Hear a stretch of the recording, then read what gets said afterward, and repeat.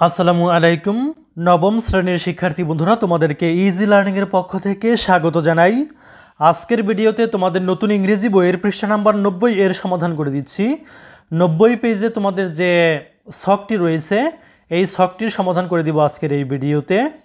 তো এখানে কি বলেছে সেটা একটু লক্ষ্য করো। বলছে যে চলো নোটটি সম্পর্কে আমরা কি বুঝছি তা যাচাই করি। তো এইটা হচ্ছে এই যে আমরা যে গত ক্লাসে নোট পড়েছিলাম একটি ব্লক স্ট্রাকচার এবং পয়েন্ট বাই পয়েন্ট স্ট্রাকচার সম্পর্কে। এই যে এই নোটটি গত ক্লাসে যে আমরা পড়েছিলাম 85 পেজে, এই নোটটি পড়ে আমরা কি বুঝেছি সেটা যাচাই করার জন্য এই ছকটি। তো ওইখান থেকে 85 পেজের টেক্সট থেকে তথ্য নিয়ে আমরা এই সিমিলারিটিস এবং ডিসিমিলারিটিস বা ডিফারেন্সেসগুলো লিখব এই ছকে, অর্থাৎ পয়েন্ট বাই পয়েন্ট স্ট্রাকচার এবং ব্লক স্ট্রাকচারের মধ্যে পার্থক্য এবং সাদৃশ্য তুলে ধরব। তো চলো আমরা সরাসরি উত্তরে চলে যাই। তো এখানে আমরা সিমিলারিটিসগুলো যদি লক্ষ্য করি, হ্যাভিং ইন্ট্রোডাক্টরি প্যারাগ্রাফ সূচনা অনুচ্ছেদ থাকে, having body paragraphs block structure এবং পয়েন্ট বাই পয়েন্ট স্ট্রাকচার দুটোতেই বডি প্যারাগ্রাফ থাকে।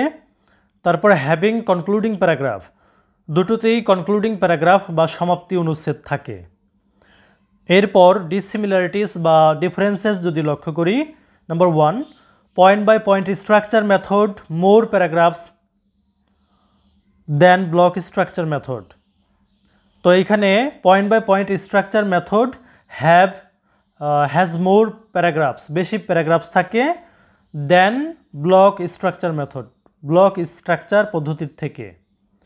তারপরে 2 নম্বরটি লক্ষ্য করো যে block structure method is easier to write then point by point method. Point by point method এর চেয়ে ব্লক স্ট্রাকচার পদ্ধতিতে লেখা সহজ।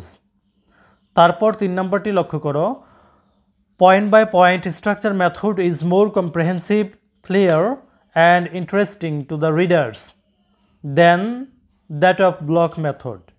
অর্থাৎ পয়েন্ট বাই পয়েন্ট স্ট্রাকচার মেথডটি হচ্ছে বেশি বোধগম্য বা সহজ, ক্লিয়ার স্পষ্ট, অ্যান্ড ইন্টারেস্টিং এবং মজাদার টু দ্য রিডার্স মানে পাঠকদের কাছে, দেন দ্যাট অফ ব্লক মেথডের চেয়ে। তো প্রিয় শিক্ষার্থী বন্ধুরা, যদি ভিডিওটি ভালো লাগে অবশ্যই শেয়ার করে দিবে। ধন্যবাদ সবাইকে সাথে থাকার জন্য।